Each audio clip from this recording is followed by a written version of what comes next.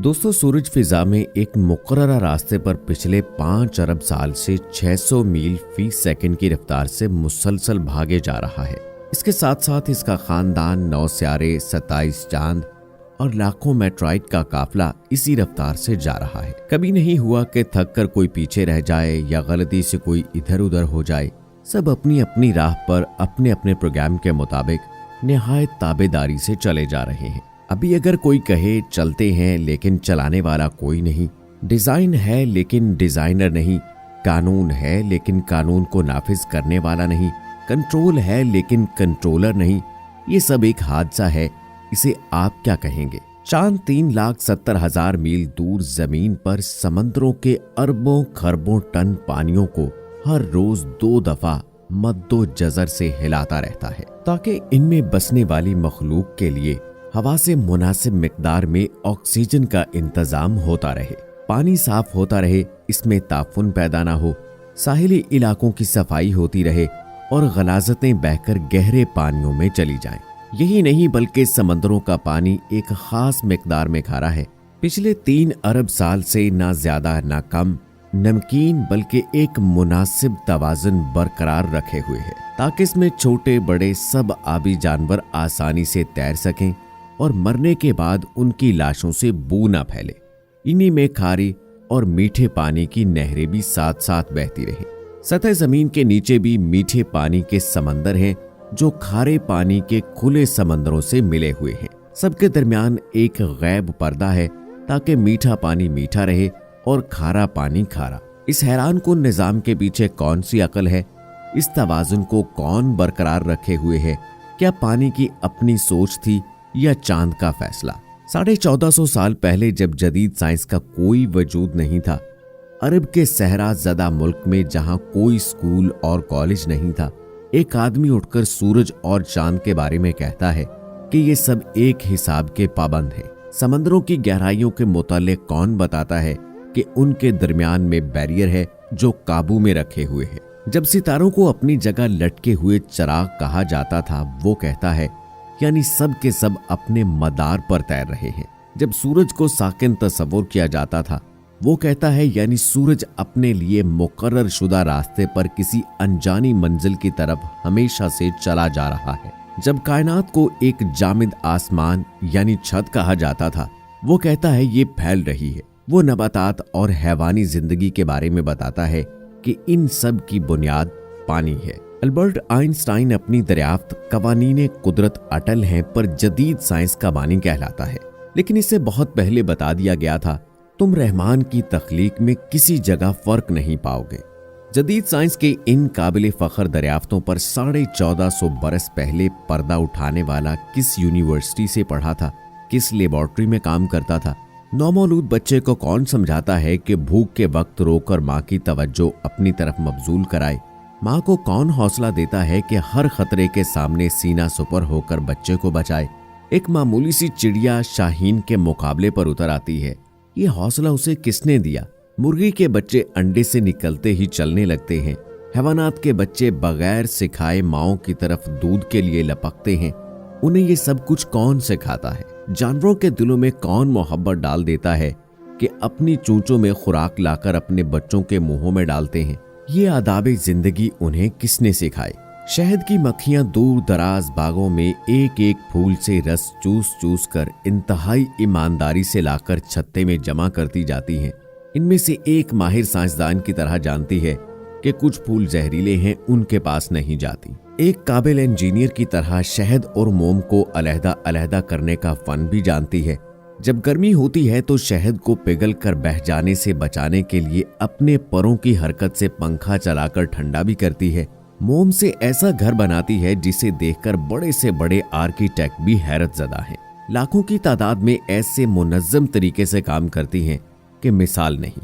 हर एक में ऐसा रडार निज़ाम नस्ब है कि वो दूर दूर निकल जाती हैं लेकिन अपने घर का रास्ता नहीं भूलती। इन्हें जिंदगी के ये तरीके किसने सिखाए? इन्हें ये अकल किसने दी? मकड़ा अपने मुंह के लुआब से शिकार पकड़ने के ऐसे जाल बनाता है कि जदीद टेक्सटाइल इंजीनियर्स भी इस बनावट का ऐसा नफीस धागा बनाने से कासिर है। घरेलू चूंटियां गर्मियों में मौसम सरमा के लिए खुराक जमा करती हैं, اپنے بچوں کے لیے گھر بناتی ہیں، ایک ایسی تنظیم سے رہتی ہیں جہاں مینجمنٹ کے تمام اصول حیران کن حد تک کار فرما ہیں۔ ٹھنڈے پانیوں میں رہنے والی مچھلیاں اپنے انڈے اپنے وطن سے ہزاروں میل دور گرم پانیوں میں دیتی ہیں، لیکن ان سے نکلنے والے بچے جوان ہو کر ماں کے وطن خود بخود پہنچ جاتے ہیں۔ نباتات کی زندگی کا سائیکل بھی کم حیران کن نہیں۔ جراثیم اور بیکٹیریا کیسے کروڑوں سالوں سے اپنی بقا کو قائم رکھے ہوئے ہیں، زندگی کے گر انہیں کس نے سکھائے، سوشل مینجمنٹ کے یہ اصول انہیں کس نے سکھائے۔ کیا زمین اس قدر عقل مند ہے کہ اس نے بھی خود بخود لیل و نہار کا نظام قائم کر لیا، خود بخود ہی اپنے محور پر 67.5 ڈگری جھک گئی تاکہ سارا سال موسم بدلتے رہیں، کبھی بہار، کبھی گرمی، کبھی سردی اور کبھی خزاں، تاکہ اس پر بسنے والوں کو ہر طرح کی سبزیاں، پھل اور خوراک سارا سال ملتی رہے۔ زمین نے اپنے اندر شمالاً جنوباً ایک طاقتور مقناطیسی نظام بھی خود بخود ہی قائم کر لیا تاکہ اس کے اثر کی وجہ سے بادلوں میں بجلیاں کڑکیں جو ہوا کی نائٹروجن کو نائٹرس آکسائیڈ میں بدل کر بارش کے ذریعے زمین پر پودوں کے لیے قدرتی کھاد مہیا کریں۔ سمندروں پر چلنے والے بحری جہاز، آبدوز اور ہواؤں میں اڑنے والے طیارے اس مقناطیس کی مدد سے اپنا راستہ پائیں۔ آسمانوں سے آنے والی مہلک شعاعیں اس مقناطیسیت سے ٹکرا کر واپس پلٹ جائیں تاکہ زمینی مخلوق ان کے مہلک اثرات سے محفوظ رہے اور زندگی جاری رہے۔ زمین، سورج، ہواؤں، پہاڑوں اور میدانوں نے مل کر سمندر کے ساتھ سمجھوتا کر رکھا ہے تاکہ سورج کی گرمی سے آبی بخارات اٹھیں، ہوائیں اربوں ٹن پانی کو اپنے دوش پر اٹھا کر پہاڑوں اور میدانوں تک لائیں۔ ستاروں سے آنے والی ریڈیائی ذرے بادلوں میں موجود پانی کو اکٹھا کر کے قطروں کی شکل دیں اور پھر یہ پانی میٹھا بن کر خشک میدانوں کو سیراب کرنے کے لیے برسے۔ جب سردیوں میں پانی کی کم ضرورت ہوتی ہے تو یہ پہاڑوں پر برف کے ذخیرے کی صورت میں جمع ہو جاتا ہے۔ گرمیوں میں جب زیادہ پانی کی ضرورت ہوتی ہے تو یہ پگھل کر ندی نالوں اور دریاؤں کی صورت میں میدانوں کو سیراب کرتے ہوئے واپس سمندر تک پہنچ جاتا ہے۔ ایک ایسا شاندار متوازن نظام جو سب کو سیراب کرتا ہے اور کچھ بھی ضائع نہیں ہوتا۔ کیا یہ بھی ستاروں، ہوا اور زمین کی اپنی باہمی سوچ تھی؟ لبلبے خون میں شوگر کی ایک خاص مقدار کو بڑھنے نہیں دیتے۔ دل کا پمپ ہر منٹ 70-80 دفعہ منظم باقاعدہ حرکت سے خون پمپ کرتا رہتا ہے۔ ایک 75 سالہ زندگی میں بلا مرمت تقریباً 3 ارب بار دھڑکتا ہے۔ ہمارے گردے صفائی کی بے مثل اور عجیب فیکٹری ہیں جو جانتی ہے کہ خون میں جسم کے لیے جو مفید ہے وہ رکھ لینا ہے اور فضلات کو باہر پھینک دینا ہے۔ معدہ حیران کن کیمیکل کمپلیکس ہے جو خوراک سے زندگی بخش اجزاء مثلاً پروٹین، کاربوہائیڈریٹس وغیرہ کو علیحدہ علیحدہ کر کے خون کے حوالے کر دیتا ہے اور فضلات کو باہر نکال دیتا ہے۔ انسانی جسم میں انجینئرنگ کے یہ شاہکار، سائنس کے یہ بے مثل نمونے، چھوٹے سے پیٹ میں یہ لاجواب فیکٹریاں، کیا یہ سب کچھ یوں ہی بن گئے تھے؟ دماغ کو کس نے بنایا؟ مضبوط ہڈیوں کے خول میں بند پانی میں یہ تیرتا ہوا عقل کا خزانہ، معلومات کا سٹور، احکامات کا سینٹر، انسان اور اس کے ماحول کے درمیان رابطے کا ذریعہ، ایک ایسا کمپیوٹر کہ انسان اس کی بناوٹ اور ڈیزائن کو ابھی تک سمجھ نہیں پایا۔ لاکھ کوششوں کے باوجود انسانی ہاتھ اور ذہن کا بنایا ہوا کوئی سپر کمپیوٹر بھی اس کے اشر اشیر تک نہیں پہنچ سکتا۔ ہر انسان کھربوں خلیات کا مجموعہ ہے، اتنے چھوٹے کہ خوردبین کی مدد کے بغیر نظر نہیں آتے، لیکن سب کے سب جانتے ہیں انہیں کیا کرنا ہے۔ یوں انسان کا ہر ایک خلیہ شعور رکھتا ہے اور اپنے وجود میں مکمل شخصیت ہے۔ ان جینز میں ہماری پوری پروگرامنگ لکھی ہے اور زندگی اس پروگرام کے مطابق خود بخود چلتی رہتی ہے۔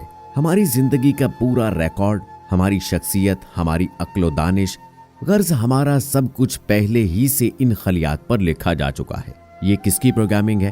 حیوانات ہوں یا نباتات، ان کے بیج کے اندر ان کا پورا نقشہ بند ہے۔ یہ کس کی نقشہ بندی ہے؟ خوردبین سے بھی مشکل سے نظر آنے والا سیل ایک مضبوط، توانا، عقل و ہوش والا انسان بن جاتا ہے۔ یہ کس کی بناوٹ ہے؟ ہونٹ، زبان اور تالو کے اجزاء کو سینکڑوں انداز میں حرکت دینا کس نے سکھایا؟ ان حرکات سے طرح طرح کی عقل مند آوازیں کون پیدا کرتا ہے؟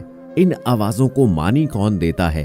لاکھوں الفاظ اور ہزاروں زبانوں کا خالق کون ہے؟ جواب صرف ایک، لا الہ الا اللہ۔